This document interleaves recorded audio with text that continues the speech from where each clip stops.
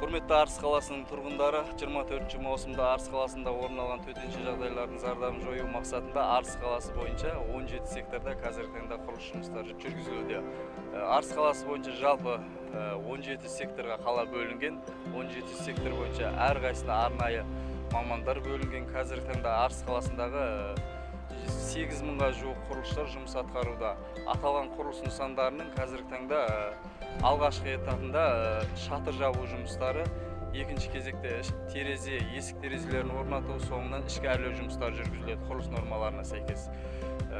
Әрбір тұрғын үйдің өзіне сәйкес зардап шегілген тұрғын үйлердің ақау актісі әзірленген. Сол ақау актісіне сәйкес толық құрылыс жұмыстары жүргізілетін болады. Ешқандай ол жерде алаңдаушылық болмасын. Есігім істелді, терезем қалып кетті, болмаса ішкі әрлеу жұмыстары қалып кетті деген ондай алаңдаушылық болмасын. Толық ақау актісіне не көрсетіледі, сол жұмыстар атқарылады. Және 17 секторға арнайы мамандандырылған техникалық қадағалаушылар жұмыс атқаруда.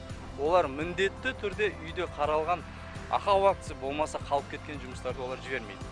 Өйткені олар сол саланың мамандары.